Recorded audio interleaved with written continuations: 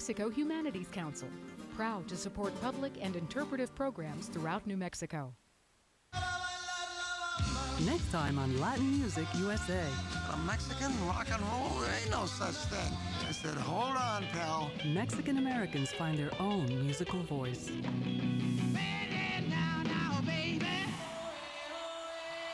And a handful of superstars take Latin music into the heart of American culture. Nobody can do it like we do. Friday at 8 p.m. on KRWG TV. Coming up on Austin City Limits.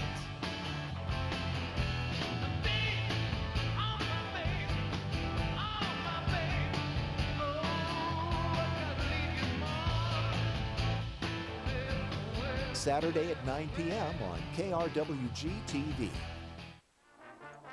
KRWG's next coffee visit is in Deming. Join us Thursday, May 18th at the Deming Visitor Center, 800 East Pine Street, to share your thoughts about public radio, television, and online programming in the region.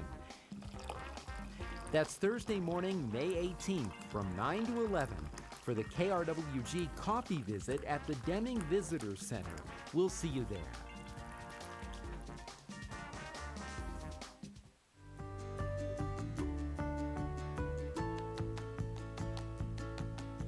I support KRWG because of the programming, not only the radio programming, but the TV programming.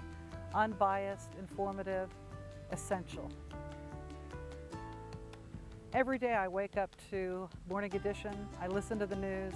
Every afternoon I listen to All Things Considered. I would have to say that those are two of my favorite shows because they provide a really good overview of the news. PBS NewsHour is something that I sit in front of almost every evening, if time permits. I also have been a huge fan of Antiques Roadshow for a number of years. To watch it every week is really something I like to do. If you'd like to ensure that KRWG is a station that you'll be able to find and watch for years to come, now might be the time to donate.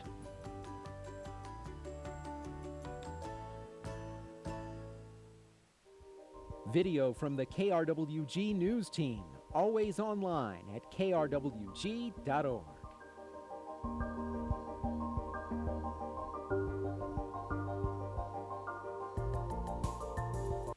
Local support for a portion of today's programming is provided by Wells Fargo. Our support of Aggie students goes beyond just banking. By supporting NEWS22, we're giving back to the community. Wells Fargo. Together, we'll go far. Tonight on NEWS22. Luz Cordova talks to a group that is trying to help immigrants understand their rights. An award-winning play is going to be put on by the NMSU Theater Department. And Cristal Corrales shows us an amazing mariachi duo from the Las Cruces Farmers Market. All that and more on NEWS22 Thursday. Serving southern New Mexico, this is the award-winning KRWG-TV NEWS22, where news matters. Good evening, everyone. I'm Javier Gutierrez. And I'm Stephanie Muñiz. Today, the Las Cruces Sun-News announced they would be cutting some jobs. The cuts are not only at the local level, but all across Gannett, which owns Las Cruces Sun-News. Along with the cuts, the managing editor of the Sun News, Silvia Ulloa, stepped down voluntarily. With all of these cuts in print news, it has many asking, what is the future of print journalism? We talked to the editor-in-chief at NMSU's student newspaper. In my opinion, I think print, and most other people can agree that print is dying. You don't have nearly the readership. The medium of students is no longer in the print because, you know, these phones that they put in our hands have basically enabled us to have so much more access. Along these lines, NMSU's Roundup has published its last paper edition. Starting in the fall semester, the Roundup will be entirely online. While the Sun News is cutting jobs, Border Patrol is fixing to add some. With orders from Washington, Border Patrol is expected to add 5,000 more agents. Applicants must pass a lie detector test in which they are asked things like drug use and past criminal activity. However, the Associated Press reported in January that about 2/3 of Customs and Border Protection applicants failed the required polygraph exam. And it's been a nice day out today, Javi. Sure was a nice day out there. And here with our first look at weather is Selena Madrid. All right, let's go ahead and talk some weather. Today we did hit a high of 80 degrees. We are at clear skies. The winds are coming at 2 miles per hour from the southeast. Humidity is at 18%, dew point 34 degrees, and a barometer at 29.88 inches. Today we did hit a high of 82 degrees with an overnight low of 50. The average for today's day is 66. Taking it back in time to the year 2000, we did hit a high temperature of 94 degrees, and in the year 1967, we hit a low of 36. There was no rainfall for today, so the yearly rainfall stays as is. That's all I have for right now. I'll be back later with your national forecast, so stay tuned. A group of New Mexico State University students have been going house to house throughout the Mesilla Valley. They're telling immigrant families how to fight for their rights. Stephanie Cordoma has more. Neighborhood to neighborhood, step by step, the New Mexico Dream Team, a pro-immigrant group, is spreading word about their mission. New Mexico Dream Team is affiliate with United We Dream. United We Dream is the biggest immigrant-led organization in the nation. We are for immigrants by immigrants, and we have over 50 affiliates in over 26 states. We're one of the biggest affiliates of United We Dream. Last Saturday, the group canvassed the village of Doña Ana, asking people to sign petitions against current federal immigration policies. Policies that hit close to home for NMSU graduate Gabriela Hernandez, who is under the Deferred Action Childhood Arrival Program. Hernandez has not seen her father since she was a sophomore in high school. He was detained, he skipped a stop sign, didn't have a driver's license, didn't have insurance, and unfortunately ended up in jail because he needed 2 out of the 3 things. Didn't have anything under his name, ended up in jail, on the Boulder County Jail, and was deported. She was motivated after that life-changing day to help others. And so at that moment, I decided that was not what I needed, because it took an economic, it took a lot from my family. Residents we spoke to say immigration runs deep in this part of the country. It's actually a colony from Mexico, from Chihuahua, that came here to develop this area. The group's goal is to sign up more than 2,000 residents by June, pledging their support. Besides going out and informing the immigrant community about their rights, the New Mexico Dream Team organization hands out cards like this that could be used in case an ICE official knocks on their door. So that's why the reason that we're outreaching, and we understand the fear that is in this community because of the checkpoint, because of the rates. The Dream Team says they will continue to spread word to try and help others without a voice. Stephanie Cordova, NEWS22. It seems that the states of Arizona, Colorado, Utah, and New Mexico are home to one of the most disappointing travel destinations on Earth. A travel website, The Active Times, state that there is no point in going out to the monument. They say that it is in the middle of the desert with nothing else to do. The Four Corners Monument is listed as number 2 on the most disappointing travel destinations on Earth, with Times Square in New York City taking number 1 spot. The U.S. Forest Service will have more funding for emergency wildfire suppression. Senator Tom Udall is overseeing the subcommittee for the bill that is adding $407 million to protect wildfires. The U.S. Forest Service must take funding for forest health and watershed protection. Udall says for many years there have been an underfunding for emergency firefighting. This bill is supposed to help the Forest Service with resources to protect the community, watersheds, and forests. Stay tuned. Selena will be back with your national forecast.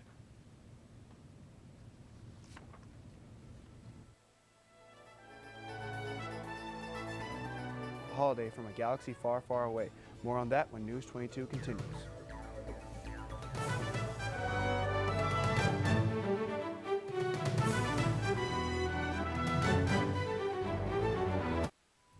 Hi, I'm Norma Bichot, Program Manager for KRWG. It's a brand new season, and host Joseph Rosendo is headed on another journey. The new season of Joseph Rosendo's Travel Scope includes adventures to the Cook Islands in the Pacific, joining a parade of the medieval guilds during Zurich's festival, exploration of the stone figures on Easter Island, and the Amazon rainforest in Peru. Come scale new heights of adventure, natural splendor, and cultural richness this season. The travel adventure begins Sundays at 2 p.m. on KRWG. The KRWG TV public file is available to the public at 2915 McPhee Circle, Milton Hall, Room 117, on the campus of New Mexico State University. Regular business hours are from 8 a.m. to 12 p.m. and 1 p.m. to 5 p.m., Monday through Friday. Files are also available online at stations.fcc.gov.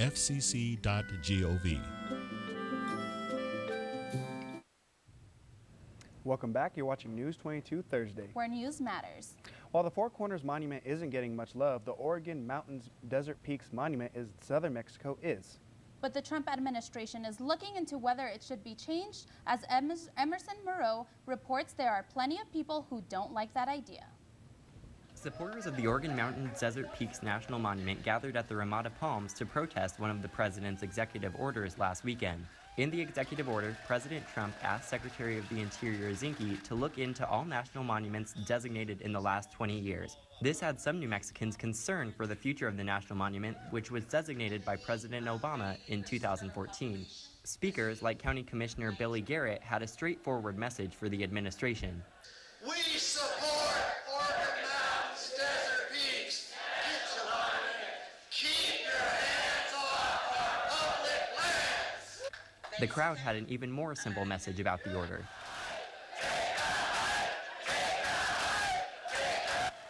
While it's believed that the executive order was mainly aimed at Bears Ears National Monument in Utah, many others, including 2 in New Mexico, may be on the chopping block. People from all over southern New Mexico are making their voices heard about the executive order, whether it's via social media or at a protest. But out here at the Oregon Mountain Desert Peaks National Monument, everyone seems to be a bit more quiet. The volunteers and staff that I spoke to said that they're under orders from the Bureau of Land Management not to go on camera. Friends of the Oregon Mountains Desert Peaks National Monument report that the number of visitors has doubled since the park was designated a national monument.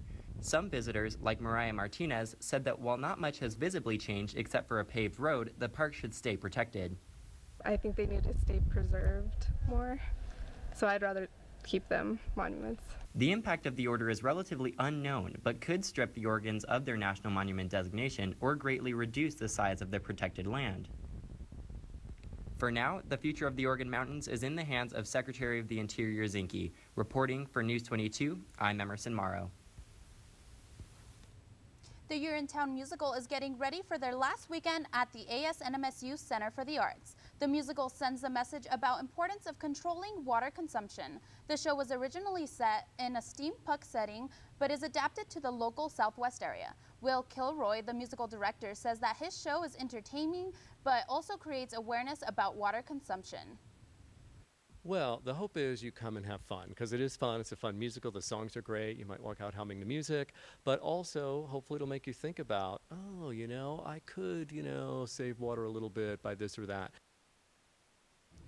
After Saturday's show, the community is invited to discuss water use and conservation policy throughout the border region. Here along the borderland, mariachi music is a part of our culture. Almost everyone who grew up here knows someone who plays in a mariachi band, and almost all mariachi musicians know about one man who brought music to the masses. Cristal Corrales reports. Every Saturday at the Las Cruces Farmers Market, you can see them there. Johnny Flores and Isabela Aguirre bring their instruments and little amplifier and play the music they've been playing for years.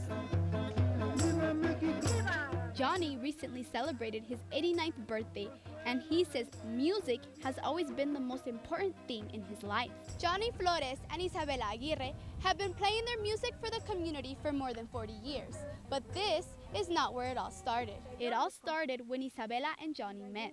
Yo estaba buscando libros de música. We bumped into each other at a music store, and that's when we first talked. I was looking for children's songs because I taught at the Washington School. He went to my class one day and played for my students, and that's how the duet started. Music runs in the Flores family. My father was in a band and taught me how to play music. At 5 years old, I was already playing an instrument. And he learned it all by ear. He can't read a note of music. He also still has his very first guitar. One of his proudest moments came in 1992 when his version of the song Viva Chihuahua was put in the Smithsonian as a great example of traditional Mexican music. Before meeting Isabela, Johnny was already well known in Las Cruces for his musical talent. Even though they're not married, their love of music has kept them together all these years. And the music has kept him going despite all the challenges of a long life. He's been battling cancer for a year, he lost the home he lived in since he was a child, and he hasn't seen his only son in 4 years. He still loves music, but he doesn't know how long he can continue to play at the farmer's market. New regulations require all musicians to change locations every 30 minutes. And at 89, that's just too hard to do. For News 22, Cristal Corrales. The ridership surpassed 2,000 passengers on 5 different routes for April rides. The ridership has El Paso connections that operates routes from Chaparral to El Paso's North Gate Transit Center and Anthony to Sunland Park. The South Central Regional Transit District says that the rise in passengers is due to more employers, employees, and commuter students using the transit. Support from the community helps to input the plan for the South Central New Mexico. If you have plans to drink and drive in the month of May, you might want to rethink those plans. Las Cruces Police plan to have at least 3 police sobriety checkpoints during the month of May. Police also will be looking for other traffic safety violations, such as drivers using cell phones and those who fail to use seatbelts properly or child safety seats. According to reports, New Mexico leads the nation in alcohol-related deaths. Today is May the 4th be with you, and as it's become known to most fans as Star Wars Day, today at the Corbett Center, the Aggie Activity Council hosted May the 4th Be With You. Students came dressed as their favorite Star Wars characters. It was a good turnout. Star Wars is just something that all of us grew up on, whether we like it or not, so just being able to bring out this nostalgic and myself and all these students is just awesome to see. I've been a Star Wars fan since I was probably about 6 or 7 years old. My dad showed me all the classics. And Selena is next with the weather.gov national forecast.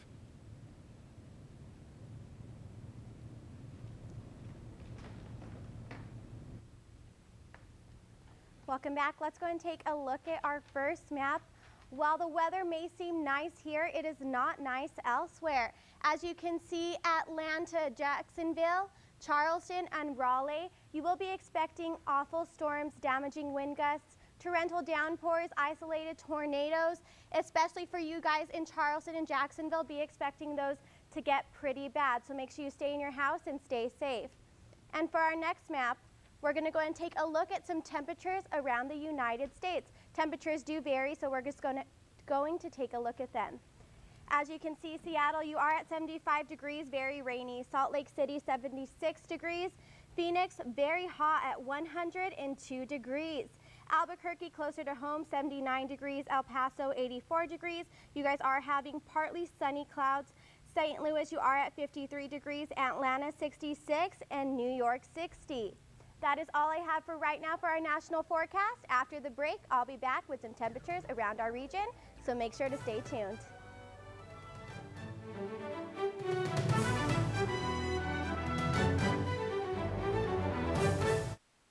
Hi, I'm Andreas Vista, host of New Scandinavian Cooking, the international cooking series that explores Scandinavian cuisine, culture, and history. Thursday at 2:30 p.m. on KRWG-TV. Next time on Call the Midwife. Lenchmere is not an appropriate environment for Sister Mary Cynthia. Have you had any surgery down there? Something wrong? If the USSR doesn't accept, then we're all going to hell in a handcart. Really don't think this is the time for levity, Barbara.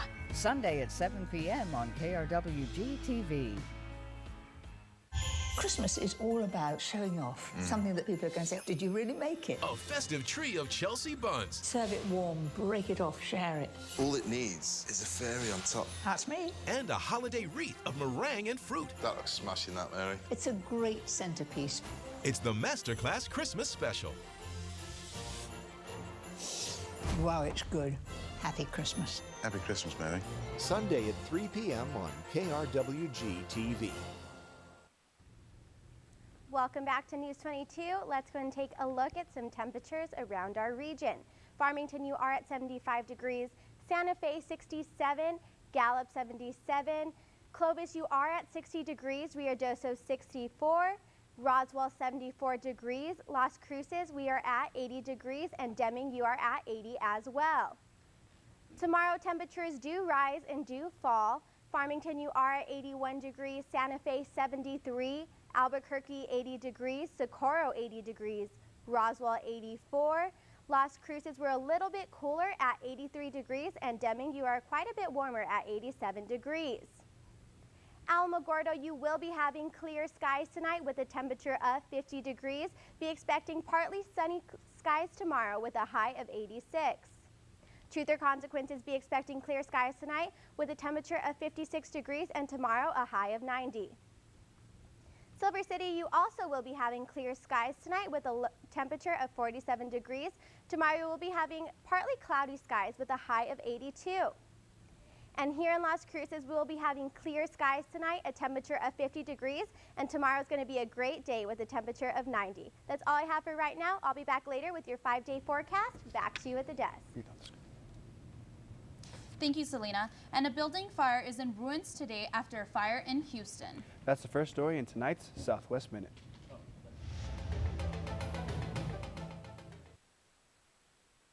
Firefighters were called to Charlie's barbecue after it erupted in flames. Fire crews were forced to let the fire burn out because there were not enough hydrants around. The cause of the fire is under investigation. No injuries have been reported. Thursday morning in Las Vegas, a school bus collided with another vehicle. At least 16 students were injured and the driver of the other vehicle was killed. There were 48 students on the bus at the time. And an officer-involved shooting took place Wednesday in San Francisco. A source with the San Francisco police says the person who was shot was carrying a knife. There are no further details about the incident at this time. I'm Marlene Barraza with the Southwest Minute. And here to bring us her final sportscast is Texas' Tanya Barber with sports. Thanks, y'all. Coming up in sports, an icon returns to the ballpark, and later I have all the buzz on the NBA players who won't be returning to the court. Don't change to ESPN just yet because NEWS22 Sports is next.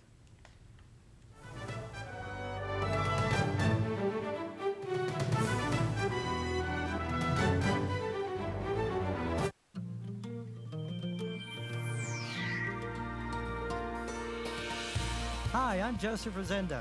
Join me on Travelscope when I explore France's Rhone Valley, an ancient land with a rich heritage, dynamic towns, picturesque villages, and spectacular food and wine.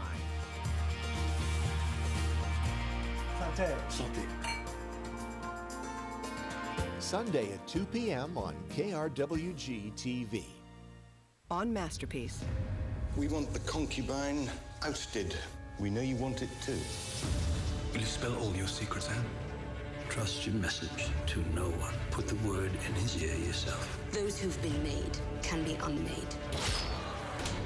You're no queen, and your time has come. No. You don't believe these stories against me, do you? Wolf Hall on Masterpiece. Sunday at 9 p.m. on KRWG TV. This is KRWG TV News 22 Sports. Welcome back. I'm Tanya Barba, and let's swing into sports. A baseball icon returned to Chavez Ravine last night. The Los Angeles Dodgers announcing Vince Scully was presented with the Ring of Honor and commemorative microphone statue in the final season with the Dodgers organization. Dodgers manager Dave Roberts escorted Scully from the dugout to left field to watch the unveiling trailed by the Dodger players. Scully spoke briefly about his career and began the game with, "For one last time, it's time for Dodger baseball." And the NMSU softball team is battling it out with Florida Atlantic right now at the softball complex. The Aggies are up 2-1. Thanks to freshman Nikki Butler, she hit a home run to left field and got an RBI, bringing home Kesley Horton. This game closes out the regular season. The Aggies will host the WAC tournament next week as the #1 seed. Their quarterfinal matchup will be played on May 11th at 4 p.m. And the NBA playoffs are heating up by the second, more so that many of the remaining players are either losing teeth or getting injured on the court. Tony Parker from the San Antonio Spurs is another player to be out for the rest of the playoffs. In the fourth quarter of the Spurs and Rockets game, Tony Parker came down on his leg after a layout and was carried off the court by his teammates. Parker will not be returning and will have an MRI tomorrow. Parker scored 18 points before leaving the Spurs to win the game 121-96 to even out the series against Houston. And tonight's play of the day is brought to y'all by last night's Ducks and Oilers game. Enjoy. Better start for the Ducks here in the second period. It's Getzlaf in a good spot. Scores! Ryan Getzlaf, a minute 37 into the second period, cuts the lead in half. Why wouldn't it be Ryan Getzlaf? They know he's been the best player in the series. And that's all for sports tonight. Thank you to everyone who has supported me here at News22. It's been a great ride. And make sure y'all join everyone here at News22 for more sports action next semester. But first, we say goodbye to some of our graduating seniors, including myself. More on that when News22 returns.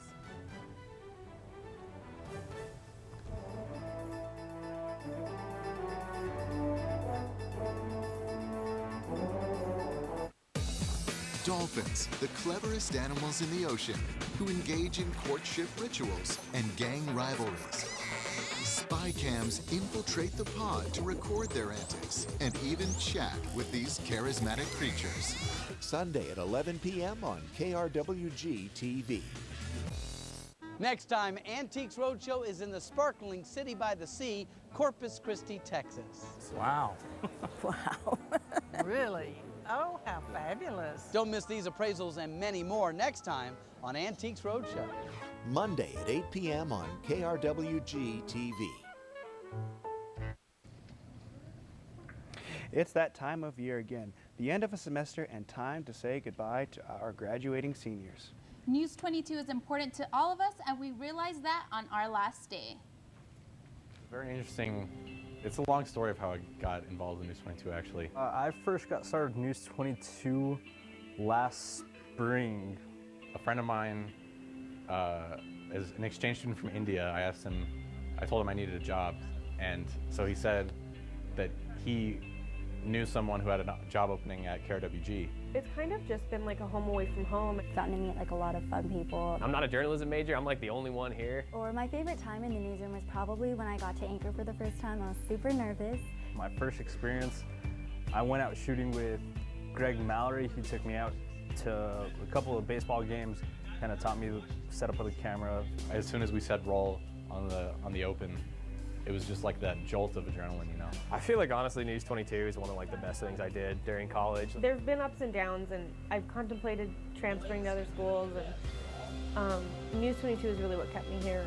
Having the experience firsthand to see how it actually works, and having a program like News22 that gives you the chance to actually work out in the field and know what it's like.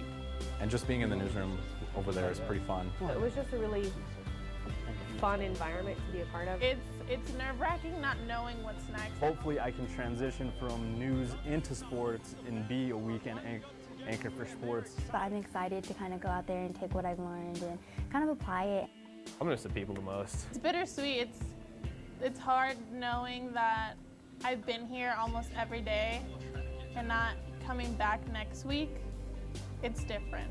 My best advice is just work as hard as you can and just keep pushing. If you're really motivated to do it, then you'll eventually get there. There's gonna be hard days in the newsroom. There's gonna be very, very stressful days. Just be patient. It takes time. I've really grown to love all of the staff here, and I'm definitely gonna miss having them as my supervisors, and it's gonna be hard without them. It's weird to be the person leaving now, so it's like they're all carrying it on and stuff, and I'm so proud. People always say get involved on campus. It really helps, and it's kind of a cliche, but it really does help. I mean, being a part of this has kept me here for 5 years, so. And we have our seniors here. We just want to thank you guys for your services. It's been fun having you here. We wish you the best. And that's all for News 22 this semester. Join us next semester for more news. Until then, I'm Javier Gutierrez. And I'm Stephanie Muñiz. And our seniors. Good night. Good night.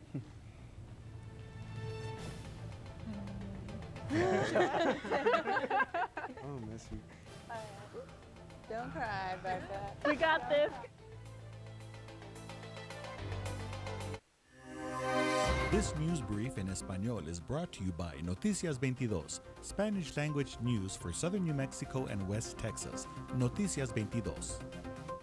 Hola, ¿qué tal? Los saluda Alfredo Nahum en este breve informativo de Noticias 22. Y una vez más, las técnicas de identificación de los oficiales fronterizos prueban su efectividad al evitar contrabando. Y es que en Santa Teresa fueron decomisados más de 10 libras de cocaína el pasado martes, con un valor de más de $350,000. La cocaína estaba en una minivan Chrysler modelo 2005. Uno de los oficiales realizó una inspección notando anomalías en la defensa trasera, donde después de revisarla se encontró la cocaína en paquetes. El conductor del vehículo es un hombre de 54 años originario del estado de Chihuahua, quien ya fue arrestado por agentes especiales de Inmigración y Control de Aduanas. Y en México, otro narcotraficante se encuentra tras las rejas. Damaso López Núñez, alias el licenciado y supuesto sustituto del Chapo Guzmán, fue capturado el martes por la mañana en la Ciudad de México. Una fuente dice que información provista por los Estados Unidos llevó al arresto. En el 2011, el licenciado fue acusado en Virginia y espera enfrentar cargos por distribución de cocaína y lavado de dinero. Los Estados Unidos planea que él sea extraditado. Y el director deportivo Mario Mocha ha anunciado a Brooke Atkinson como la 11ª entrenadora del equipo femenil de básquetbol.